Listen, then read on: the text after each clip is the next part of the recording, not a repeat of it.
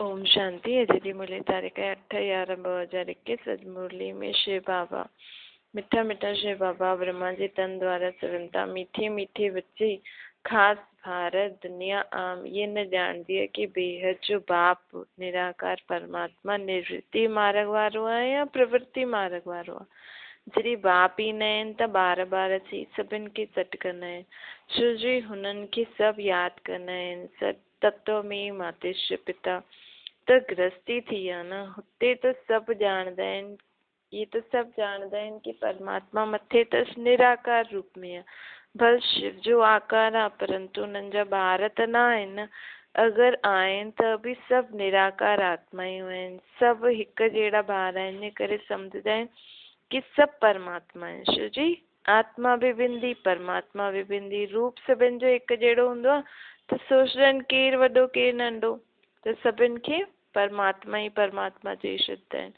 परंतु पाठ में त शक्तियुनि गुणनि में पाठ में त सभु अलॻि अलॻि आहिनि न। परमात्मा जो पंहिंजो ॾाढो ऊंचो पाठ आहे, वो सर्वशक्तिवान आहे। हिन करे हुनखे बाप चईंदा आहिनि। बाक़ी सभी आत्मायूं नंबरवार पंहिंजो पंहिंजो पाठ वॼाईंदियूं आहिनि। गृहस्थी माण्हू ई ॻाईंदा आहिनि तत्व में मातेश्वर पिता। सन्यासी निवृत्ति मार्ग वारा चई छॾींदा आहिनि वो ब्रह्म महातत्व ही परमात्मा आहे। उहो तत्व में मातेश्वर पिता न चईंदा आहिनि सन्यासी। उन्हनि जो मार्ग अलॻि आहे। इहे बि भूल करे लक्ष्मी नारायण जे अॻियां सभु ॻाईंदा आहिनि कि तत्व में मातेश्वर पिता या चईंदा आहिनि अच्युतम केशतम। भक्ति मार्ग में स्थितियूं त अथाह ॻाईंदा आहिनि। वास्तव में परमात्मा बाप आहे। बाप खां छा मिलंदो आहे? वरसो। कीअं मिलंदो आहे? छा मिलंदो आहे? कीअं मिलंदो आहे? इहे तव्हां ॿारनि ॼाणियो अथव न, ॿिया न ॼाणंदा आहिनि। उहो असांजो बाप बि आहे त दादा बि आहे, वॾी मां बि आहे। इहे ब्रह्मा बाबा असांजो बाप दादा वॾी मां आहे। प्रजापिता ब्रह्मा बि त ॻायल आहे न। इन्हनि द्वारा ई चईंदा आहिनि कि तव्हां सभु मुंहिंजा ॿार आहियो। त मां तव्हांजो बाप आहियां, हीअ तव्हांजी मां आहे, त प्रवृत्ति मार्ग थी वियो न। परमात्मा चए थो मूंखे बि प्रवृत्ति हेठि ईंदो आहे, ब्रह्मा जे तन में ईंदो आहे तॾहिं मुंहिंजो प्रवृत्ति मार्ग ठहींदो आहे। मां मुंहिंजी ये युगल बि आहे त ॿार बि आहे ब्रह्मा। जॾहिं मां हिन में प्रवेश कंदो आहे तॾहिं प्रवृत्ति वारो ठहींदो आहे। मूंखे सुप्रीम बाप सुप्रीम टीचर सुप्रीम गुरु बि चईंदा आहिनि। गुरु गाइड कंदा आहिनि न मुक्ति जे लाइ। लेकिन उहे सभु गाइड थोरी कंदा आहिनि। उहो त शरीर छॾे छॾंदा आहिनि त जेका फॉलोअर आहे उहो हुते जो हुते ई, न त उन्हनि खे साथ वठी वेंदा आहिनि न पूरी रीति गाइड कंदा आहिनि। समय खां पहिरियों गुरु बि शरीर छॾे सघंदो आहे त केरु उन्हनि खे गाइड कंदो? त उहो सभु कूड़ ॻाल्हाईंदा आहिनि न। वो गुरु कोई गाइड थोरी कंदा आहिनि। ये सच्चो सच्चो परमात्मा सतगुरु असांखे गाइड कंदो आहे ऐं साथ वठी बि वेंदो आहे। गाइड छा कंदो आहे? ख़ुदि सां गॾु वठी वेंदो आहे न, सिर्फ़ु रास्तो थोरी ॿुधाईंदा आहिनि। परमात्मा त चए थो मां जॾहिं वेंदमि त सभिनि आत्माउनि खे वठी वेंदमि। अंग्रेजी में परमात्मा खे ट्रुथ बि चईंदा आहिनि। त ट्रुथ छा आहे? छा अची करे सत्य ॿुधाईंदो? इहो बि कंहिंखे पतो न आहे। माण्हुनि खे लॻंदो आहे भॻवानु ट्रुथ अर्थ सभु सची ॻाल्हियूं ॼाणंदो आहे असांजे मन जे। पर बाबा चए थो मां कोई सभिनि जे मन जे सभिनि जे जीवन खे थोरी वेही करे ॾिसंदमि कि केरु सच थो ॻाल्हाए केरु कूड़ थो ॻाल्हाए। मूं वटि त सचो ज्ञान आहे। आत्मा परमात्मा सृष्टि चक्कर जो पूरो ज्ञान, टिनी लोकनि जो पूरो ज्ञान मां तव्हांखे ॾींदो आहे। इहो सच मां तव्हांखे ॿुधाईंदो आहे जो कंहिंखे बि पतो न आहे। हाणे तव्हांखे बि पतो न हुयो पहिरियों, हाणे तव्हां बि ॼाणियो अथव। इहा जीअं नई ॻाल्हि थी वई। उहो ज्ञान जो सागर परमात्मा आहे। ज्ञान जो सागर सचखंड स्थापन करण वारो आहे न। ज़रूरु कॾहिं अची करे सत्य ॿुधाए करे सचखंड स्थापन कयो हुनई न। सचखंड अर्थात सचो खंड जाते सभु सची सच जी। मनुष्य आत्मा मनुष्यनि जो तन खाइण पीअण प्रकृति कंहिंमें बि मिलावट न हुजे। त हाणे बाबा चए थो मां तव्हांखे सचियूं ॻाल्हियूं ॿुधाए करे कि तव्हां असुल में केरु आहियो मां केरु आहियां, सृष्टि चक्कर कीअं फिरंदो आहे, हिन सृष्टि ते घणा युग, हाणे सचो युग अचण वारो आहे। इन करे मां तव्हांखे सचो ज्ञान ॾियणु आयो आहे। सचखंड हेवन खे चइबो आहे। उहो डीटी सारवंटी ॾेखारींदा आहिनि। हाणे ये पुरानी दुनिया पोइ नई दुनिया ईंदी। पुरानी दुनिया खे हाणे आग लॻणी आहे। स्थापना जे समय विनाश, स्थापना जो समय थींदो आहे त विनाश बि त ॻायल आहे न। ॾिसो ब्रह्मा विष्णु शंकर टई हिक साथ ॻायल आहे न। करण करावनहार परमात्मा भी ॻायल आहे। ब्रह्मा द्वारा स्थापना थिए थी, पोइ शंकर जी तपस्या द्वारा दुनिया परिवर्तन थींदी, विष्णु पालना कंदो। इन्हनि सभिनि खे कराइण वारो केरु? इन्हनि सभिनि सां परमात्मा। हिन करे त्रिमूर्ति शिव भॻवान वाच्य, शिव त्रिमूर्ति शिव हुजणो खपे। हाणे तव्हां ॾिसो था न कीअं कराइनि था। मनुष्य त न ॼाणंदा आहिनि कि कीअं परमात्मा करण करावनहार थींदो आहे। हिन संगम ते ही परमात्मा करण करावनहार थींदो आहे। ॿिए कहिड़े बि युग में बाबा करण करावनहार न थींदो आहे। ॿियो खे ये ड्रामा जो पतो ई न आहे। कलयुग ऐं सतयुग जे आदि जो ये संगम युग ॾाढो ऊंच ते ऊंच आहे। हिन खे भक्ति मार्ग में भी पुरुषोत्तम मास जे रूप में मल्हाईंदा आहिनि।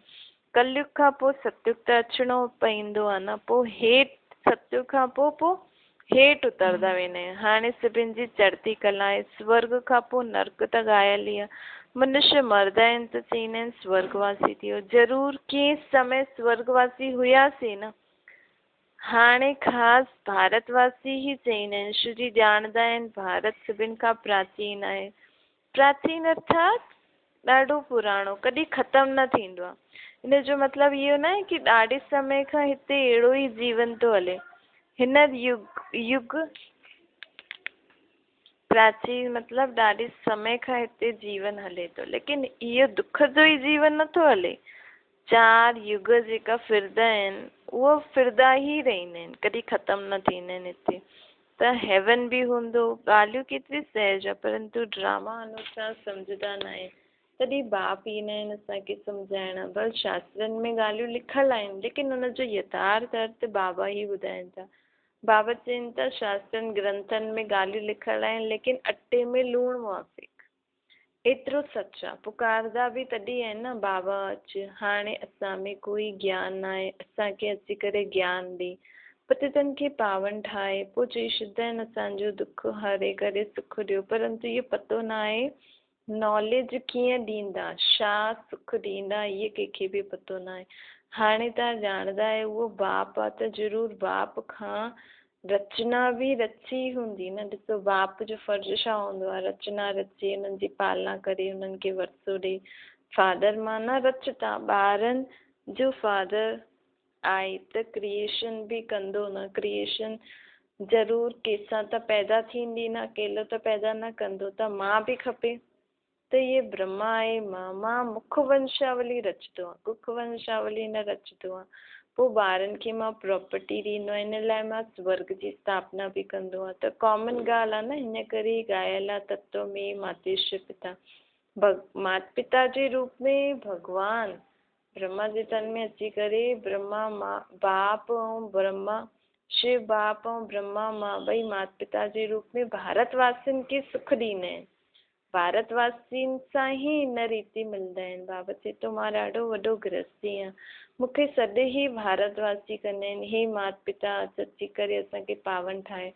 हाणे फादर त आहियां, परंतु पोइ रचना जे लाइ हिन ब्रह्मा खे मूंखे एडॉप्ट करिणो पवंदो आहे। इहे बिल्कुलु नई ॻाल्हियूं आहिनि। हिते ॾाढनि जी ॿुधी में इहे ॻाल्हियूं ठही न सघनि। सभु जॻह बाक़ी धर्म वारा सभु मूंखे बाप जे रूप में यादि कंदा आहिनि। सिर्फ़ु भारतवासी आदि सनातन देवी देवता धर्म वारा ई मूंखे माता पिता जे रूप में यादि कंदा आहिनि। बाक़ी सभु धर्म वारा कोई परमात्मा, कोई गॉड, कोई अल्लाह, हिन रीति बाप खे यादि कंदा आहिनि। छो जे हुननि मूंखां कॾहिं माता पिता जो सुख ॾिठो ई न आहे। उहो त मूंसां गॾु बाक़ी धर्म वारा पीउ सां गॾु मथे परम धाम में रहंदा आहिनि।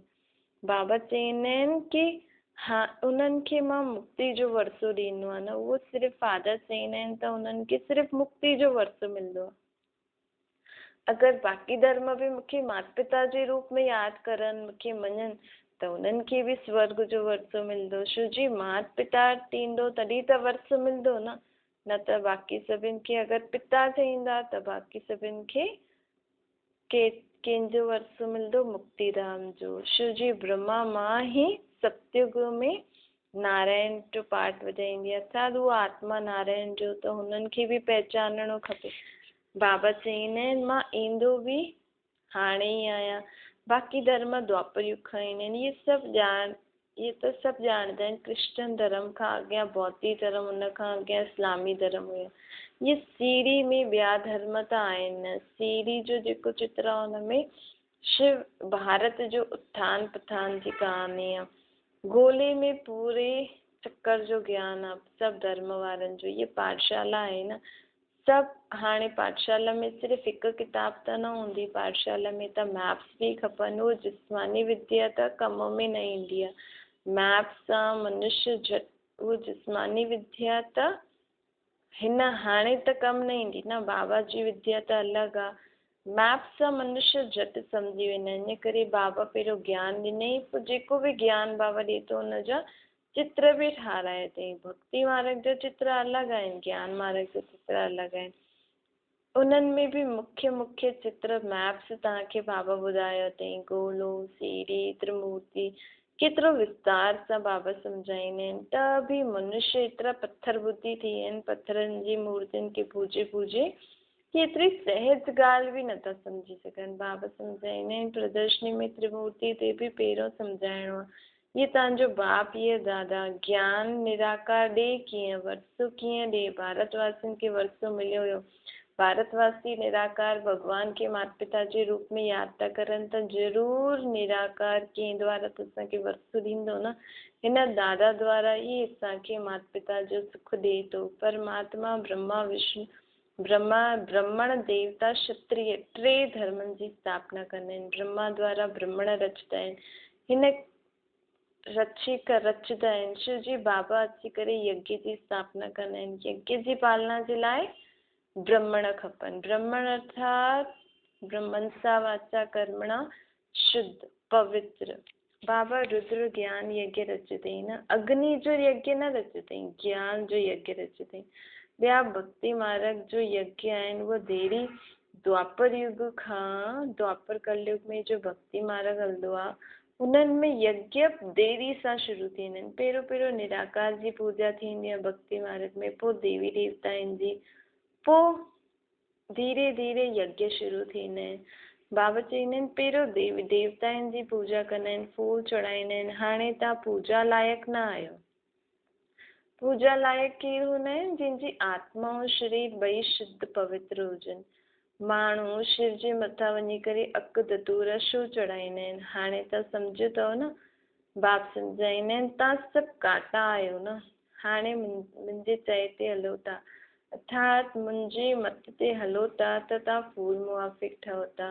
हाणे कोई त सदा गुलाब, कोई गुलाब, कोई मोतियो ठाहींदा आहिनि, कोई पोइ अक जे फूल बि ठही छॾंदा आहिनि। मतिलबु जीअं ईंदा आहिनि ओड़ा जा ओड़ा ई थी वेंदा आहिनि, उन्हनि खां बि ख़राब थी वेंदा आहिनि। छोजी हिते ॻाल्हि आहे न, अगरि थोरी बि ग़लती कई बाप जो ठही करे पोइ 100 गुना दंड मिलंदो आहे। कोई मोतियो बि ठहींदो आहे, पूरो न पढ़ंदा आहिनि त अक जो अक ई रहिजी वेंदा आहिनि, कोई कम जा न हूंदा आहिनि। शिव बाबा ते सभु कांटा चढ़ंदा आहिनि। पोइ शिव बाबा अहिड़ी काटन आत्माउनि खे फूल ठाहींदो आहे ज्ञान और योग जी शिक्षाऊं ॾेई करे।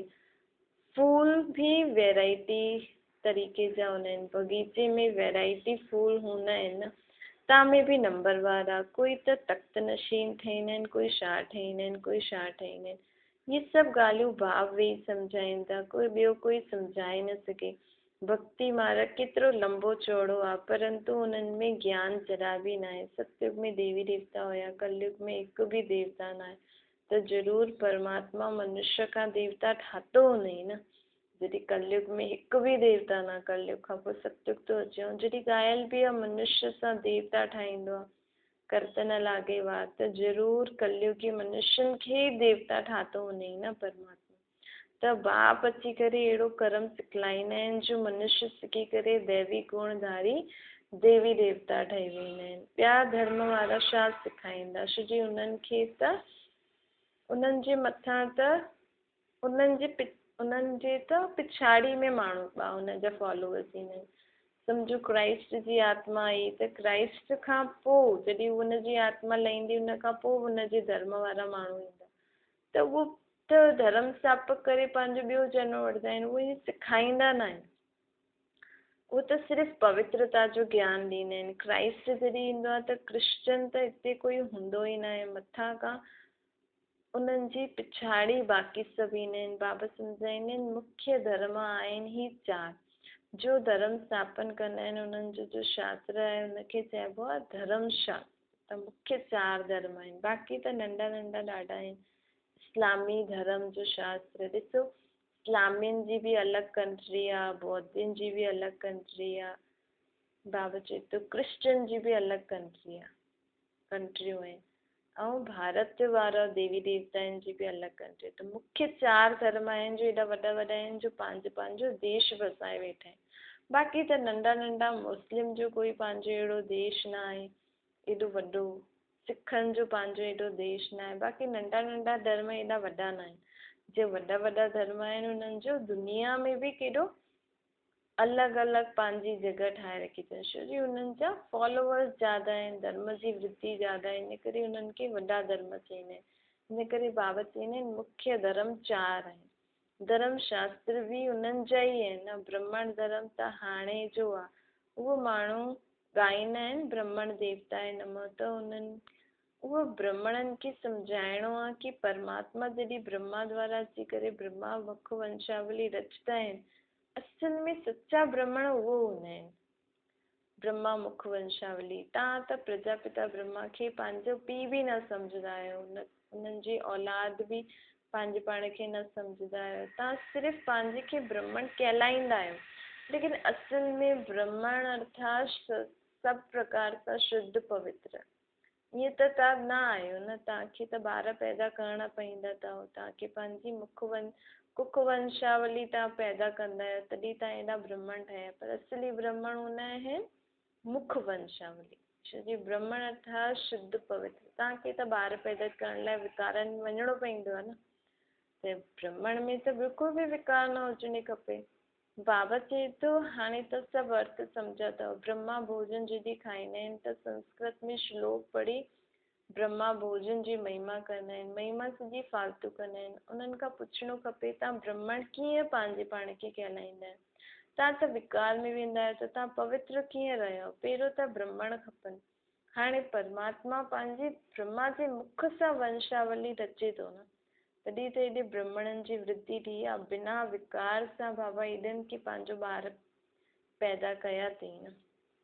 बाबा चए थो हाणे मां ब्रह्मा द्वारा नई सृष्टि थो रचां, त सच्चा ब्राह्मण तव्हां आहियो, मुख वंशावली। ब्राह्मणनि खे त चोटी ॾेखारींदा आहिनि, विराट रूप में पोइ ब्राह्मण ॾेखारींदा ई न आहिनि। त ब्राह्मण आया किथां?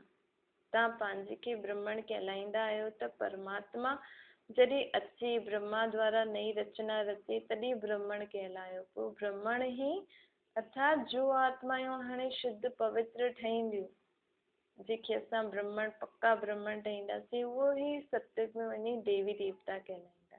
हालांकि सत्युग त्रेता में माण्हू ॾाढा हूंदा, मतिलबु पॉपुलेशन पूरी दुनिया बसियल हूंदी, लेकिन देवी देवता आहिनि उन्हनि खे ई चईंदासीं जो हाणे ब्राह्मण ठहिया आहिनि।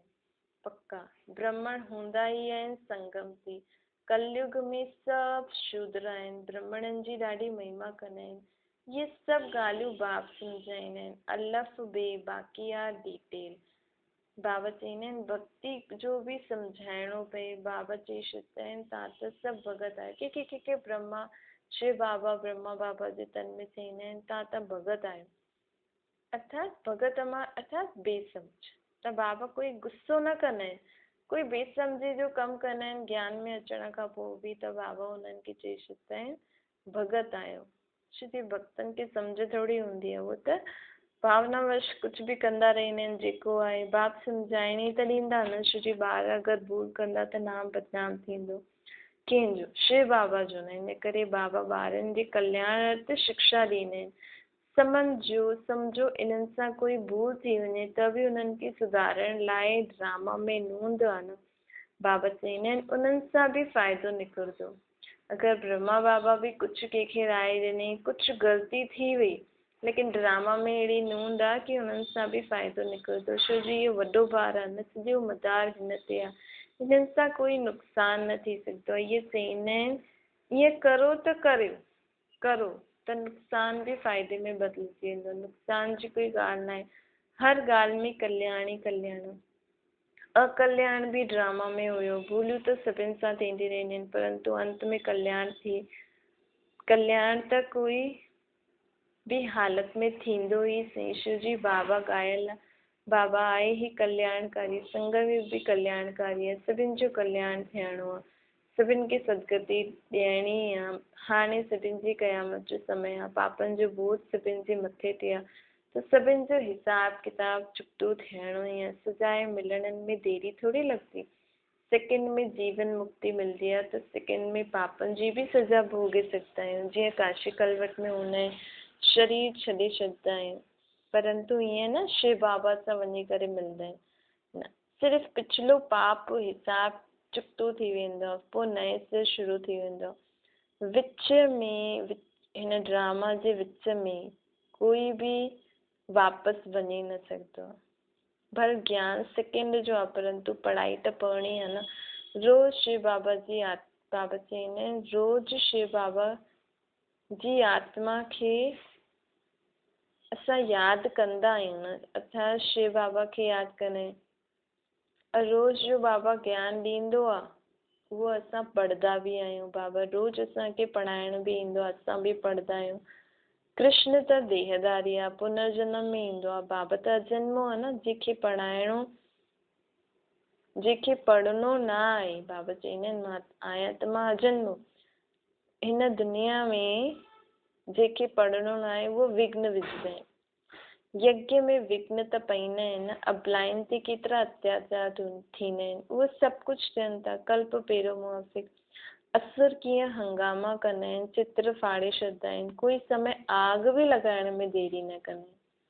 असां छा कंदासीं, अंदर में सम्झंदा आहियूं न, परंतु असां त सम्झूं था न अंदर में की इहा भावी आहे, ॿाहिरां में पुलिस आदि खे रिपोर्ट करणी पवंदी, लेकिन अंदर आत्मिक स्थिति असांजी सुठी, हिन सम्झ सां हिकु रस आहे की भावी आहे, लेकिन ॿाहिरां पुलिस आदि खे रिपोर्ट करणी खपे, अंदर में ॼाणंदा आहियूं कल्प पहिरियों जो हुयो सो थियो, हिन में दुख जी कोई ॻाल्हि कोन्हे, नुक़सानु थींदो धोबी जे घर सां वही छुट, पोइ ॿियो ठही वेंदा ॿियो छा।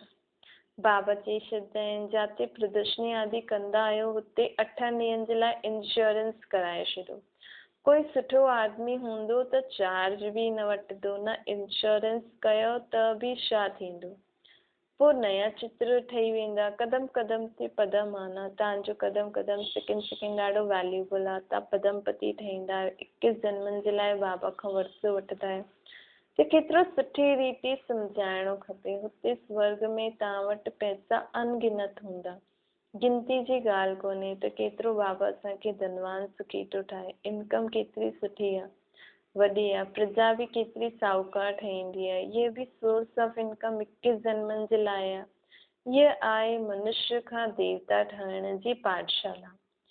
केरु थो पढ़ाए? बाबा। पोइ अहिड़ी पढ़ाई में कॾहिं बि गफ़लत न करणी खपे। अच्छा, ओम शांति वरदाना। सभिनि खे रिगार्ड ॾियो, पंहिंजो रिकॉर्ड ठीकु रखण वारा सर्व जा स्नेही अथव। जेतिरो जो सभिनि खे रिगार्ड ॾींदो आहे ओतिरो ई पंहिंजो रिकॉर्ड खे ठीकु रखी सघंदो आहे।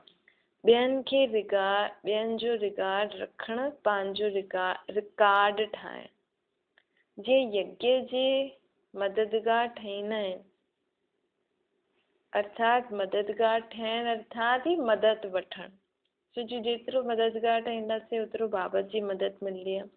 उहो ई रिगार्ड ॾियणु अर्थात रिगार्ड वठणु, हिकु बार ॾिनो अनेक बार वठण जा हक़दार थी वेंदासीं। जीअं चईंदा आहियूं न, नंढनि खे प्यार, वॾनि खे रिगार्ड ॾियो, लेकिन जो सभिनि खे वॾो सम्झी करे रिगार्ड ॾींदो आहे उहो सर्व जो स्नेही ठही वेंदो आहे। हिन जे लाइ हर ॻाल्हि में पहिरियों तव्हां इहो पाठ पको करो। स्लोगन आहे, बाप जी मिली हुई जेकी बि शिक्षायूं असांखे मिलनि थियूं अगरि उहो समय ते असांखे यादि ईंदियूं वेंदियूं त इन जो मतिलबु असां केरु थी वियासीं तीव्र पुरुषार्थी। अच्छा, ओम शांति।